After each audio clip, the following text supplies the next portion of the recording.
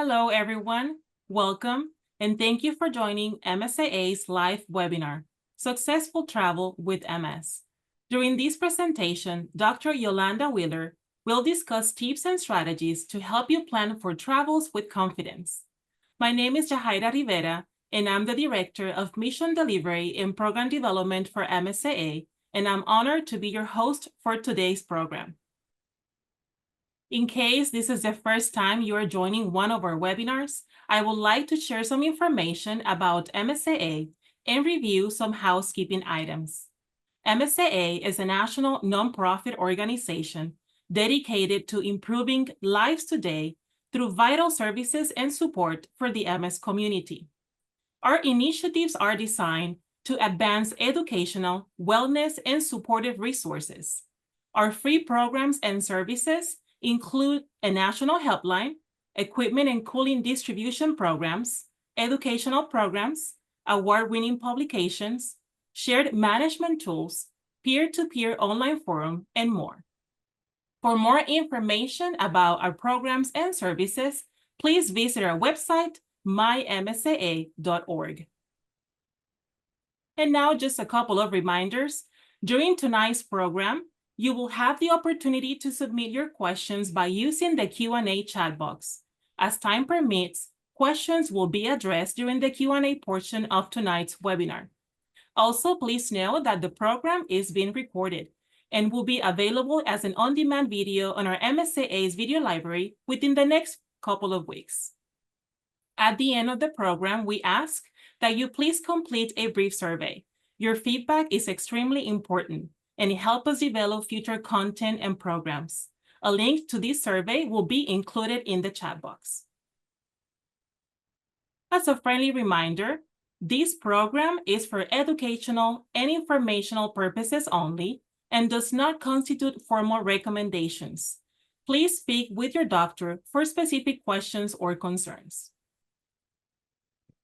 And now I am pleased to introduce our guest speaker for this evening. Dr. Yolanda Wheeler is an assistant professor and nurse researcher at the University of Alabama at Birmingham School of Nursing. In addition to her duties as a professor at the nursing school and various research endeavors with the U.S. network of pediatric MS centers, she has been a nurse practitioner at the UAB's Center for Pediatric Onset Demyelinating Disease for nearly 18 years, where she cares for children and their families with MS and other diseases. Dr. Wheeler is a longtime volunteer, and she's also a patient advocate and has collaborated with organizations such as MSAA to ensure that patients and their families receive quality and equitable care. She's also a member of MSAA's Healthcare Advisory Council and our African American Advisory Board. Welcome, Dr. Wheeler. We are so excited to have you and about tonight's topic, and we're all eager to dive into all the learning alongside you. Thank you so much. I am so excited to be here. When we decided on the topic, I thought, oh, this is an awesome topic to talk about. Just sharing a personal experience. I had a good friend who had recently been diagnosed with MS, and she tells me that she canceled her trip because she didn't know how to manage, and I just felt so bad for her. And she lost money, she lost time having fun, all because she thought she could not deal with the challenges that it may have imposed having MS. And so I'm excited to talk about this topic with you guys tonight. And I hope you'll get something very practical and something that you can take away from this presentation. Tonight, we'll talk about some general tips for fun and safe travel when you have multiple sclerosis. We will discuss some travel-specific guidelines for traveling by air, cruise, bus, train, or even automobile. I'll also offer some suggestions about traveling to vacation rentals, and then I'll provide some guidance on traveling with medications and other necessary items. So let's get started. Traveling advice, general traveling advice. The thing that I want you to keep in mind that you need to be flexible with your plans. Plan well far and ahead of your trip. Having multiple sclerosis can pose trips, as we know. You can have symptoms that may come and go. And so you want to plan things ahead of time, and you want to have your plans clearly laid out. Call ahead of time for any assistance you might need. And we'll get into the logistics of that for each specific type of travel as we move through the presentation tonight. But also consider working with your travel agent or your booking agent, whoever is overseeing your travel. Work with them directly. Don't allow someone else who may be the group travel person to speak to your individual needs. Do that yourself. Plan out your trip itinerary. You may be going on a cruise, for instance, but those other activities that you're doing alongside of the cruise or outside of the cruise, you need to have that itinerary mapped out. Get travel insurance. I always suggest, no matter where you're going, how long you're going to be gone, get that travel insurance to cover just in case you may not be able to go. Consider your personal risks that you may have when traveling. Say, for instance, you're going to the Sahara Desert and it's going to be 110 degrees. You probably don't need to go if you have heat-related fatigue. So think about where you're going, how you're going, and what it's going to take for you to get there. Ensure that you stay well before you go. That means don't burn the midnight oil traveling on getting ready for the trip and then getting at that trip and not being able to enjoy it because you haven't got the appropriate rest. You haven't gotten you don't have the things that are necessary for you to travel. I tell people with MS, I tell my young adults and teenage patients, build up your stamina. It's like you deciding that you want to go out for the football team, but you haven't worked out all summer. You've got to build up stamina. That means if you're not on an exercise program or some health-related regimen, you want to be able to keep up. So you can't wait until the week before and start saying, oh, I'm going to try to walk around the block a couple of times and then be able to keep up on that trip that you're going on. You want to be able to enjoy it. So build up that stamina so that you can withstand and be able to go through that trip and have fun. Also, talk to your MS specialist or your clinician about your plans. They may have some suggestions, some great suggestions for you as you're traveling. Travel with a reliable partner if at all possible. It's always great to have someone that knows you, that knows the symptoms that you experience most frequently, because they may be able to identify some things that you may not see in yourself. Ask for reasonable assistance. When you do ask for assistance, don't ask for unreasonable accommodation. You know, they're not going to put you beside the captain's room because you have multiple sclerosis. So ask for something very reasonable. Think about the things that you really need to travel. Review vaccine requirements. A lot of times when two people are traveling overseas or traveling to foreign countries, there may be some specific vaccination requirements, but you may be exempt from them because of your disease and the medications that you're on. So you may need a note saying, I could not get vaccinated against this or that because I have multiple sclerosis, and they'll want a clinician or a MS specialist or your PCP to write that note and have that note attached to your travel documents. Next slide, please. So let's talk about traveling by air. Traveling by air is my most fun way to travel because you get there fast. You can get there fast and you don't spend a lot of time in a vehicle trying to get there. When you're going to book travel by air, always talk directly to the agent about your needs in advance. Again, the first caveat that I said was make advance plans. Ask for a travel aid or wheelchair assistance if needed when you're traveling. It's very nice when you have that traveling assistant, but you got to request these things ahead of time because they the airlines, the airports, they schedule these based on travel needs that are ahead of time. They might not have the aids that you need if you don't request it ahead of time. If you've never gone through TSA pre-check or through ClearCheck, I would recommend that highly. TSA pre-check is about $85 or so. Clear, my understanding is a little bit more expensive, but these things help you get through the line without having to do all the searches. You don't necessarily have to take your shoes off. You can kind of get through the line with minimal requirements for checking through the checkpoints. You should call 72 hours prior to traveling to request assistance with a passenger support specialist. At the checkpoint, that'll be somebody that's standing there waiting on you to help you and to assist you to get through the checkpoint. Have a note from your provider about injectable medications or any other medications that you may have to travel with that may be questionable. Have that note ready to show at that checkpoint so no one will question the medication that you're carrying on you. If you're mobile, purchase a seat in an area to provide you with the most comfort. And that means saving some money ahead of time as well.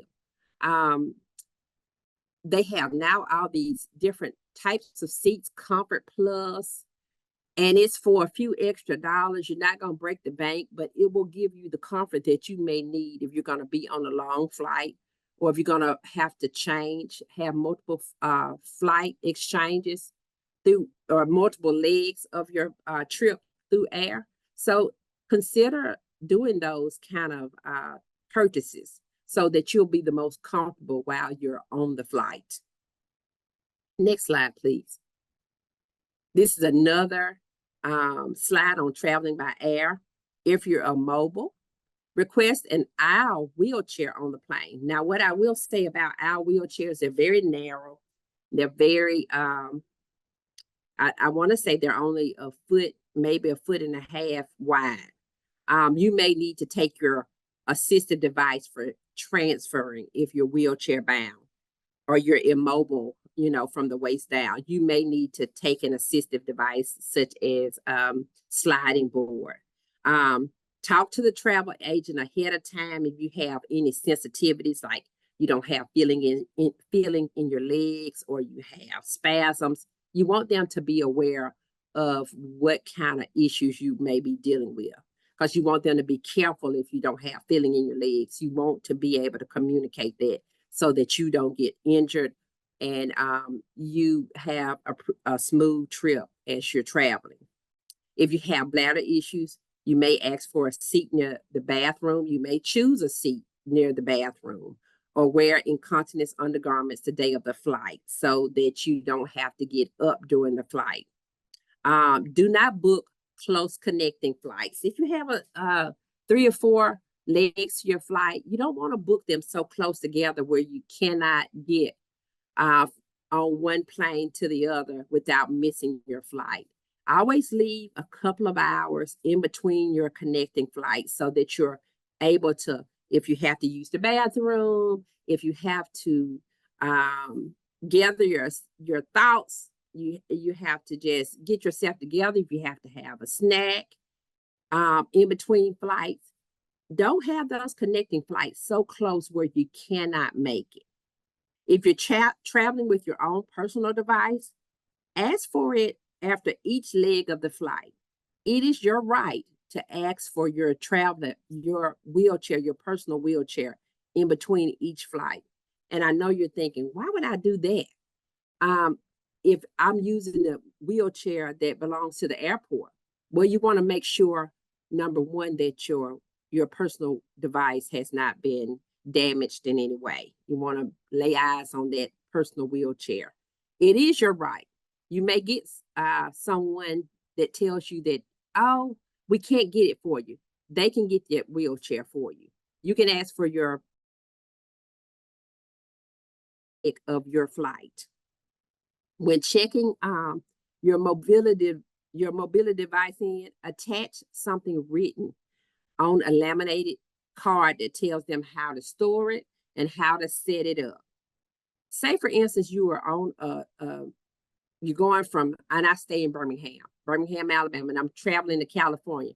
If I have 2 legs to my flight and my second stop is in Austin, Texas, and they damage my wheelchair in Austin, Texas, and I got to stop somewhere else before I get to California, I'm not going to know where my wheelchair was damaged at, and nobody's going to take ownership if I don't know where it was damaged. So that's the importance of making sure that your particular device has no injury to it, because it may be inoperable, and then you'll have to rent a wheelchair or come up with some other solution once you get to your destination. Download the Air Travel Bill of Rights and read that very carefully before you travel. If you've never traveled on an airplane before and you have a physical disability. Also, you may not have disabilities that are seen by the eyes, because a lot of MS symptoms are not seen by the visible eyes. They are what they call invisible symptoms. I would recommend, if you're going to do a lot of traveling by air, that you take a look at the Air Travel Bill of Rights. Next slide. Next, we're going to talk about cruise traveling. So I've been on a bunch of blogs for MS patients, and they say cruise travel is the best cruise travel for people with MS. And you say, why is that? Because you have a place where you get to your destination. The cruise has a place where you can go lay down and take rest. Nobody really misses you because everybody's on the boat and having fun. You can go rest at any time, day or night. You have medical officials on the boat with you.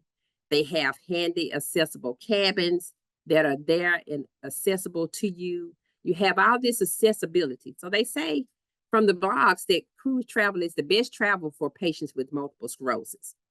Again, start out with your booking or your travel agent and let them know your needs and your abilities.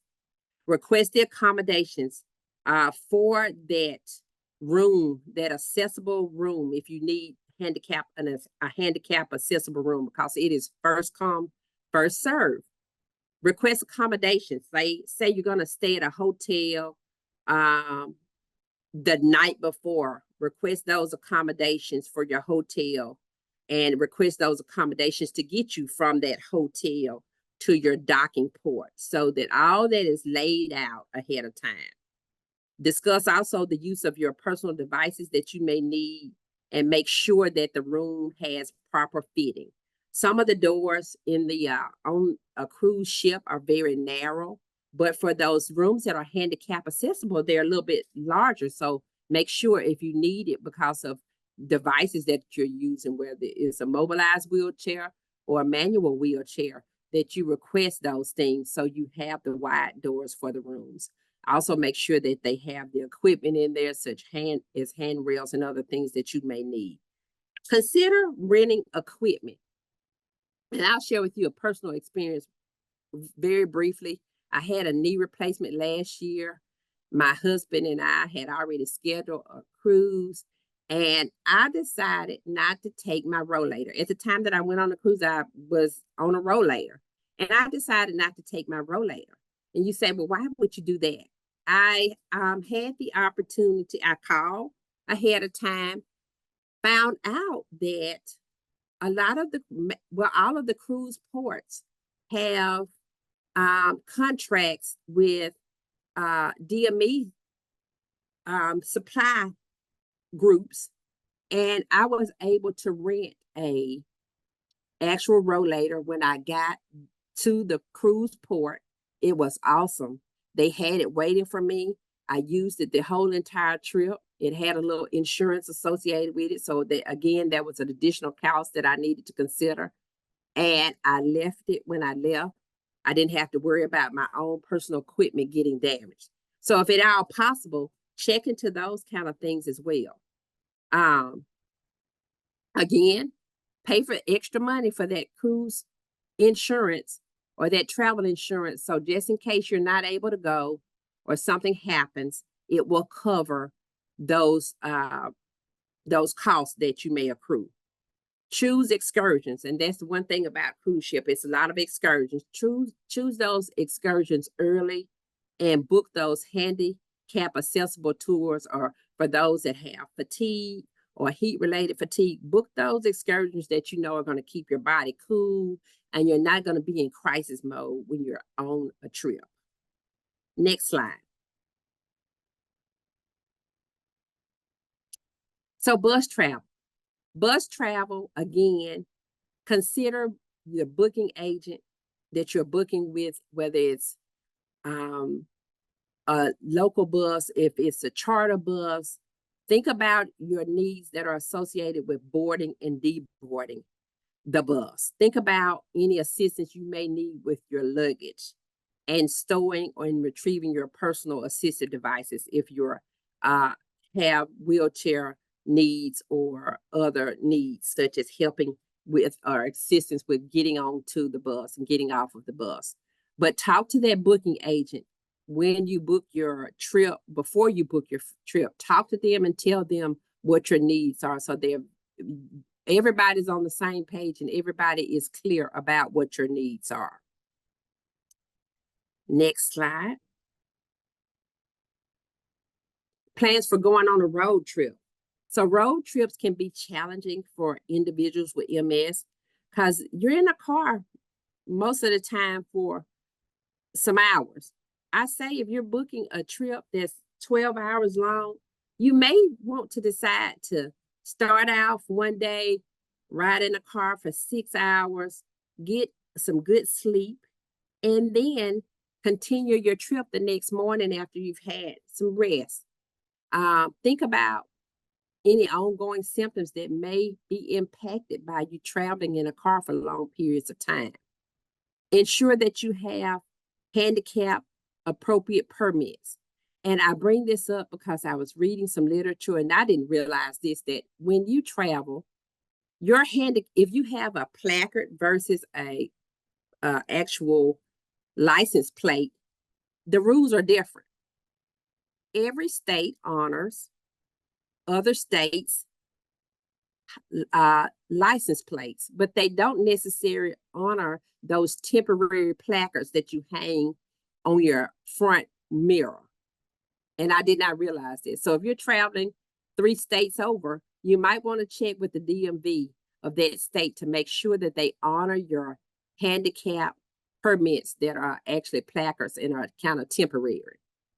Contact your local or national rental car companies if you need hand controls on your vehicle that you're renting or other features that you may need. And also consider local wheelchair van rentals if you need a van that's wheelchair accessible.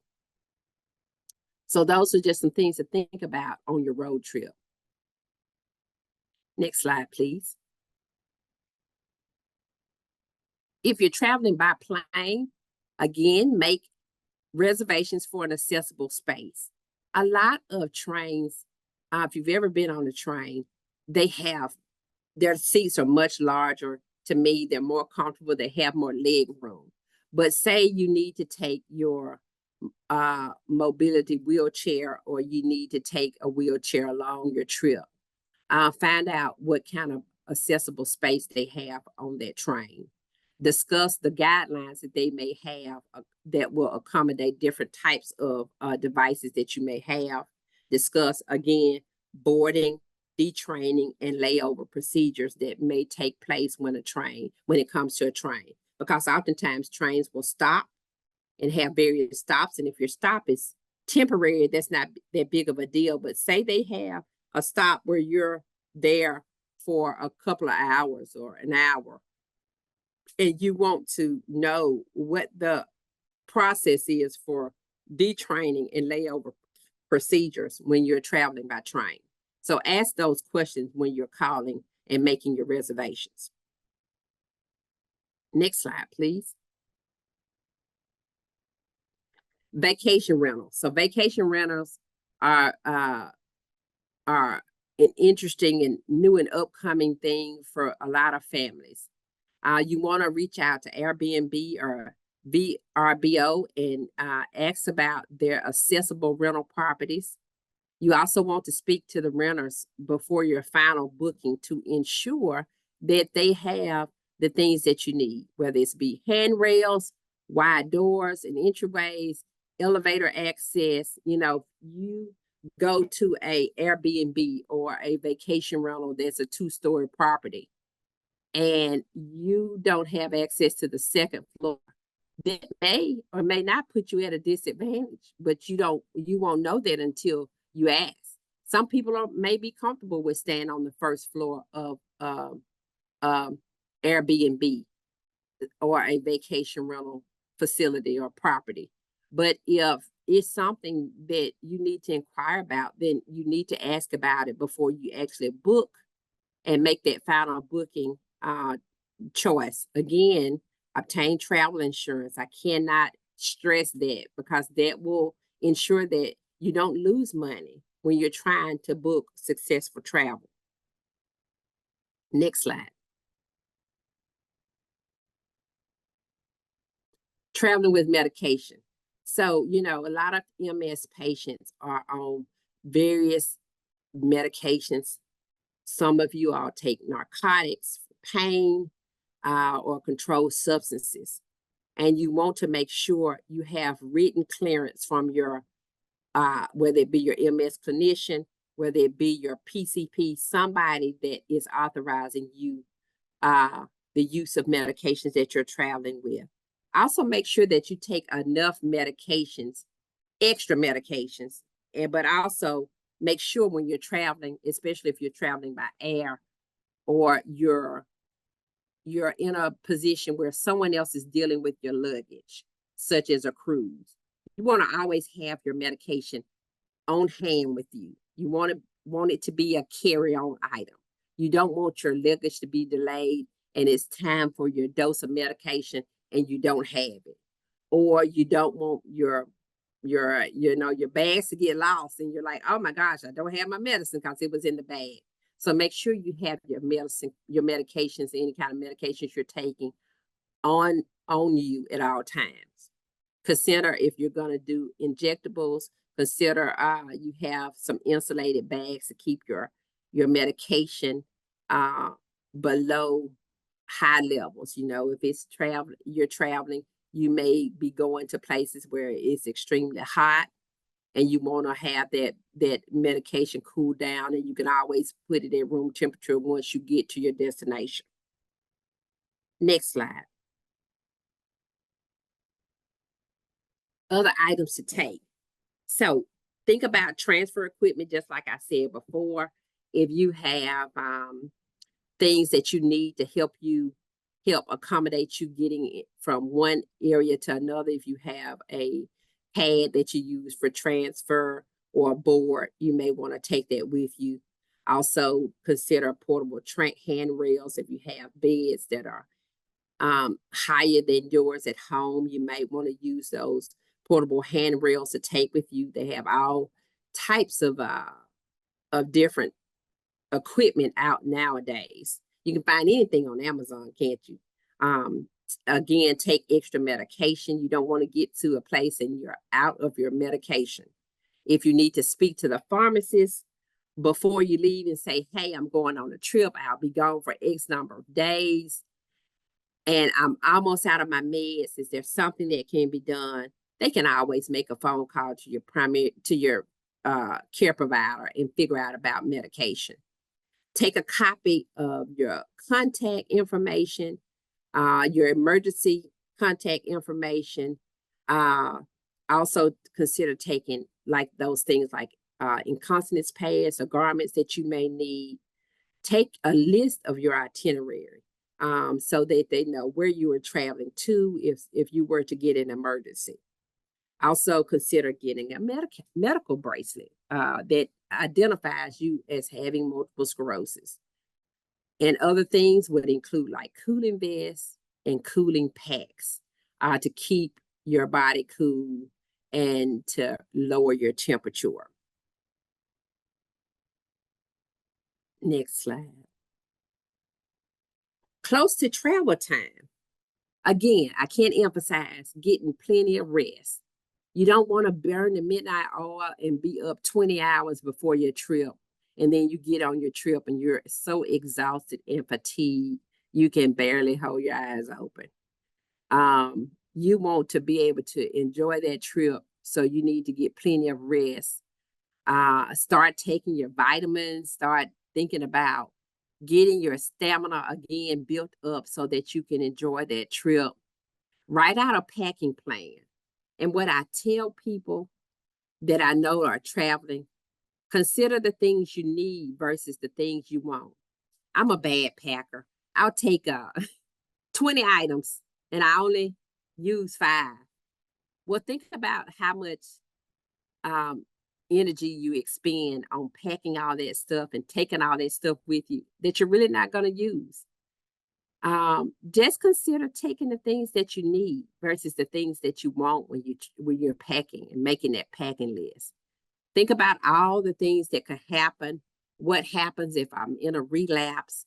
What kind of things would I need if I were in a relapse? Make sure you take a list of your not only your emergency contacts, but the other thing I should add is of your providers, the names and phone numbers of your providers and how to get in contact with your providers who are providing care for you.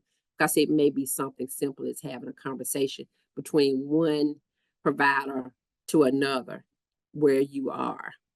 Check the weather. Figure out if it's going to be 102 degrees where you're going. This may help you to decide, okay, I'm going to take a bunch of cooling vests. I'm going to invest in a cooling vest. I've never had one before, but this may be good if I'm going. Figure out if it's humidity where you're going, because that may help you decide what things you need to take as far as clothing are concerned, packing a water bottle, those kind of things. So check the weather before you go.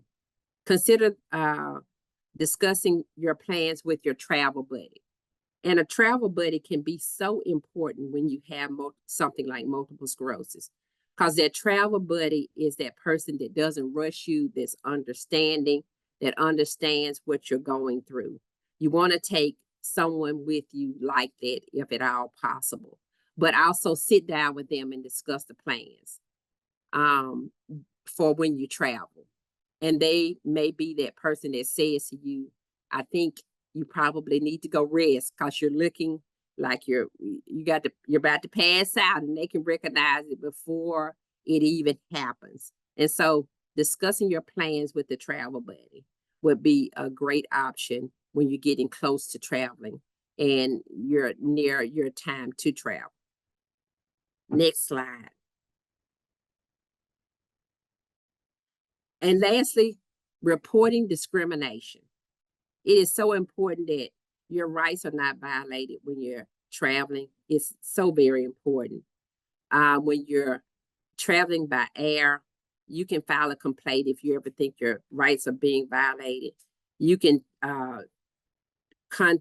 you can file a complaint with the airline or through the U.S. Department of Transportation, Aviation Consumer Protection Division. You can, if you're traveling by cruise, you can contact the ship's guest service office. You can contact the cruise line's customer service, or even contact a maritime attorney. Some cruise lines have their own attorney that is vetted in taking reports of discrimination. If you're on a bus traveling, you can file a complaint with the transient agency that you're using if you feel like your rights are violated or you're discriminated against. You can also contact the Federal Transit Administration Office of Civil Rights or the Federal Department of Justice.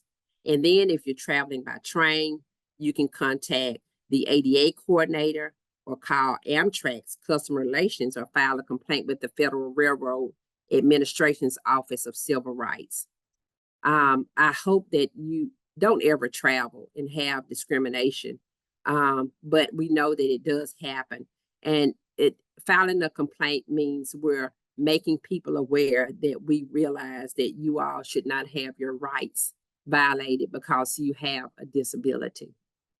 I hope that this series has helped you. I hope that this webinar has helped you to start to begin your plans in traveling, because you can travel and you can have a great time and you can have fun despite having something like multiple sclerosis.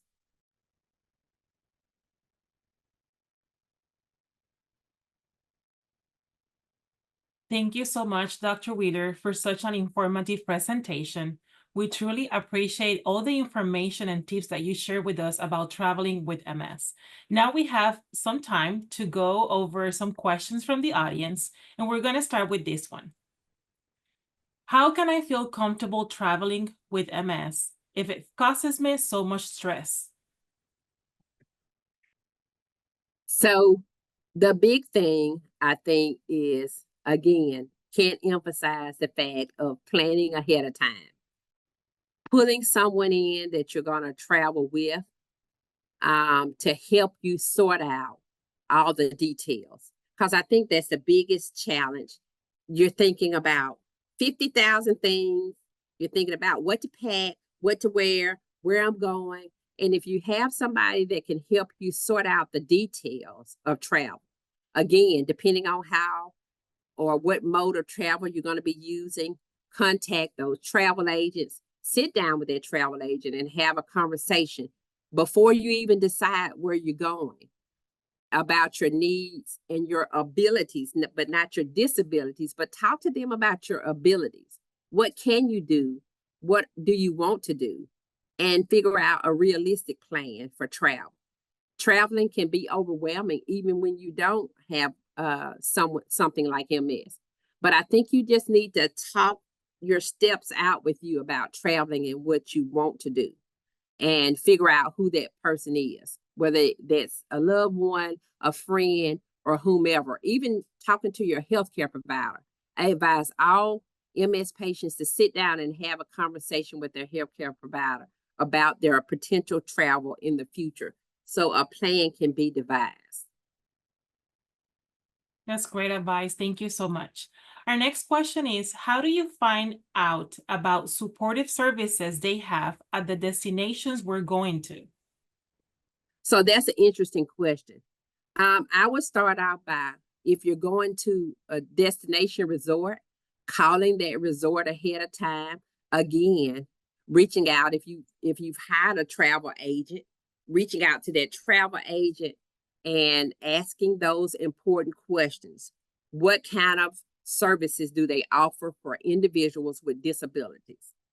Public resorts, that is a requirement that they have a plan for individuals with disabilities. And so reaching out to those agencies, reaching out to those resorts or places that you're visiting, to ask them what their services are for individuals with disabilities would be the number one plan that I would suggest. Thank you for that. We have a couple of participants asking if they can have a copy of this presentation because they found it so informative. So I want to let them know that we are recording the program, and alongside the video on our website, we can definitely post a PDF so that you can access these and share with friends and family members. So no worries, it will be available within the next couple of weeks. We also have a comment in the chat. It says, I have trouble with rental cars at my airport. How can I convince them to bring the car to me? So, and I'm not sure what airport you're at. I know, and it depends. And airports are very different. You can have these small airports.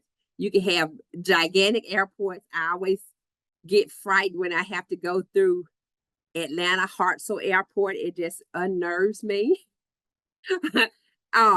No matter if I'm wheelchair bound or what, I'm just like, and so that is an interesting concept.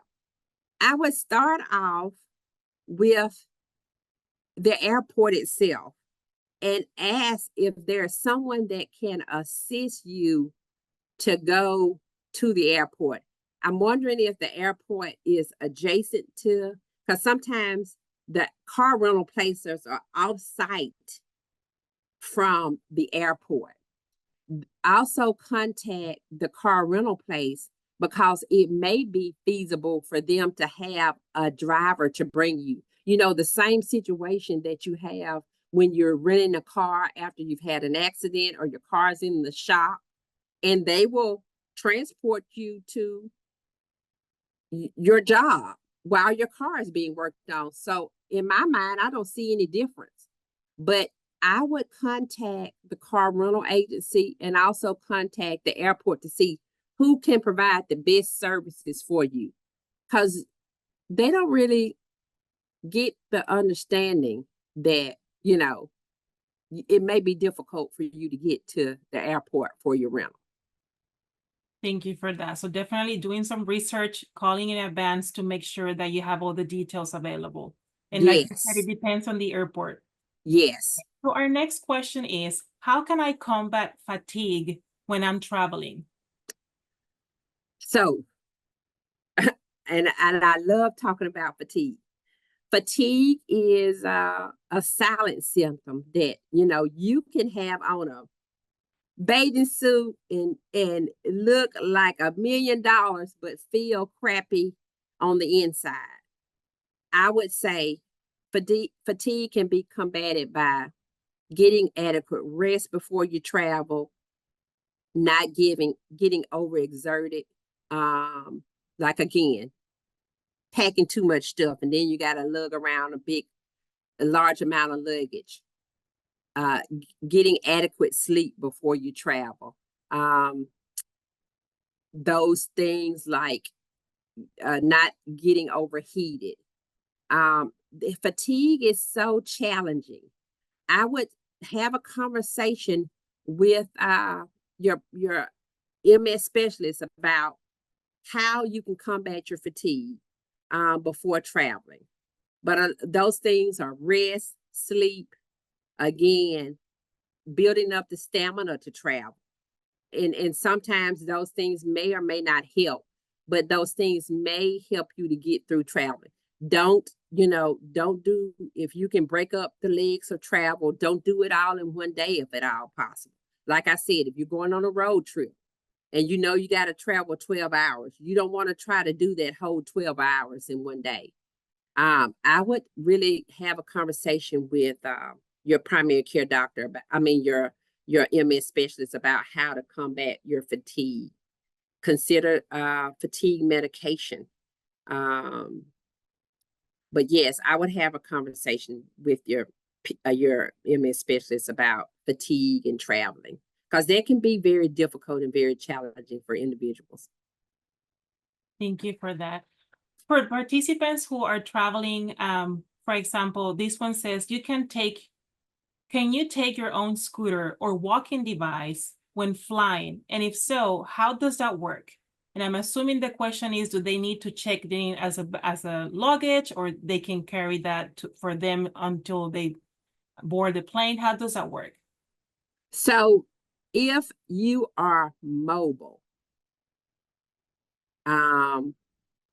you can take your walking device. Like if you mean a walking stick, of course you can take those.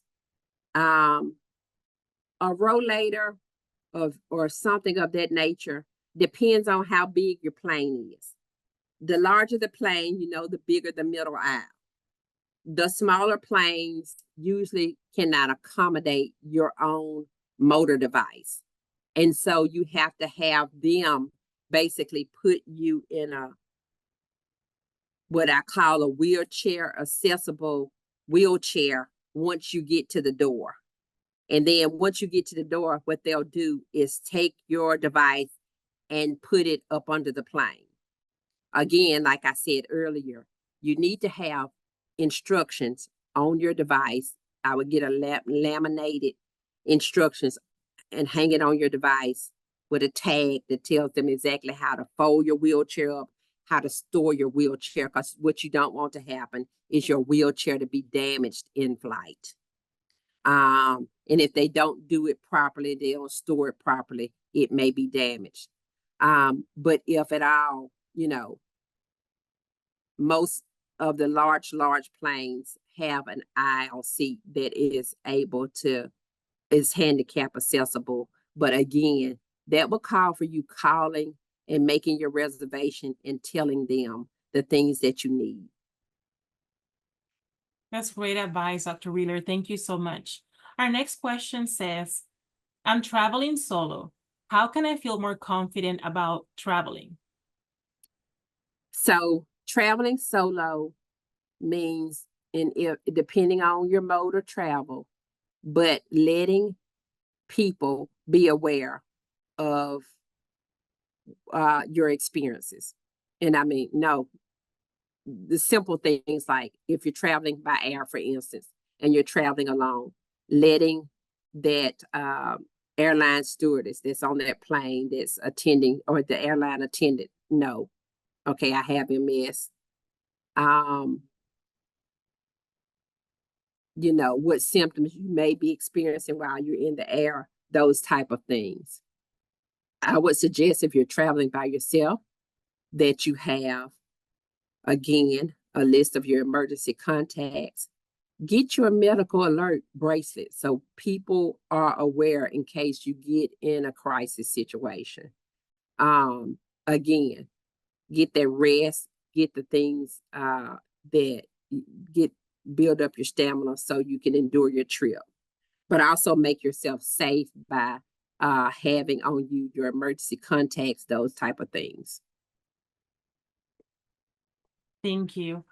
Our next question is, I'm on a medication that lowers my immune system. How do I travel other than masking to protect myself from viruses and bacteria?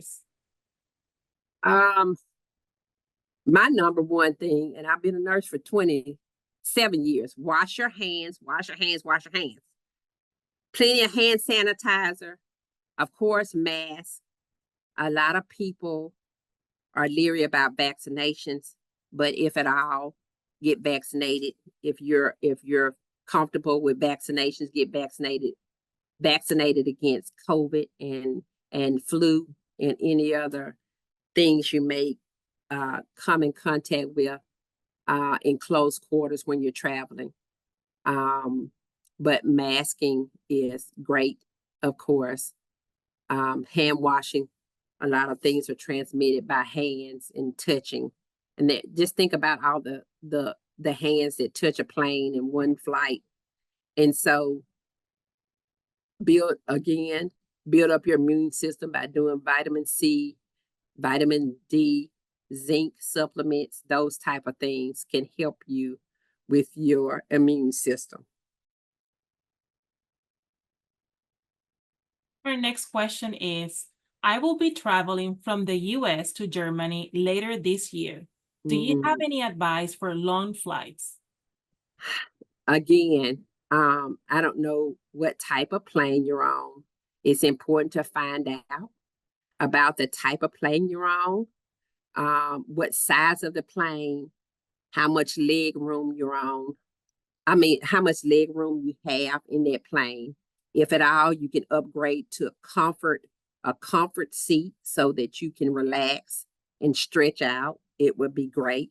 And the comfort seats are not as expensive like it's first class, but they give you a little more comfort in flying. Make sure you hydrate well. Make sure you're able to be mobile and get up and stretch while you're in flight. Those type of things. Anything that will give you a little more comfortable seat. I'm not sure how long the flight is to Germany, but you want to be comfortable that whole entire time. Thank you. And we have a comment, someone that shared a suggestion. It says that if you're traveling to visit friends or family members, that perhaps you can send ahead of time some of the items so that they don't have to carry that much with them. I think that's a great tip. And it Oh, says sure. that to make our heavy luggage with them. Our next Yes. question is how to keep cool and not overheat, especially when traveling to those destinations like Texas or other states or other countries where it's extremely hot. So I suggest cooling devices. They have all types of cooling devices now. And they used to be, very restrictive. You had to order them online, and now you can go to your local hardware stores or Walmart and get cooling neck wraps. You can do simple things like ice in a Ziploc bag, and you want to drop your core temperature. So that means putting ice bags up under your armpits or in your growing area. It will drop your temperature amazingly fast. Being well hydrated in those hot and humid places like Alabama, it's 8 almost 8 p.m. here, and it's probably 92 degrees outside. And so using sensible things, Ziploc bags, you can get ice packs, you can get those beads that you kind of just stick in the refrigerator and use those. They're not expensive, but you want to just keep your body temperature lower. Wear cool clothes, wear clothing that moves air. And it might be sports gear because it moves air because it's designed for you to keep cool when you're exercising. Always dress in layers so that you can come out of layers if you need to, especially if you feel like your body is heating up. You can get cold on a plane because they got the temperature down, but the time when they open their airplane door, the heat hits you.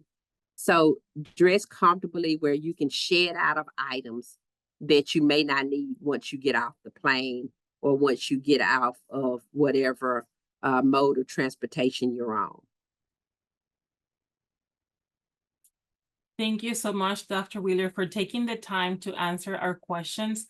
Before we come to our end of this program, do you have any last word of advice for our viewers about traveling? My advice is to have fun.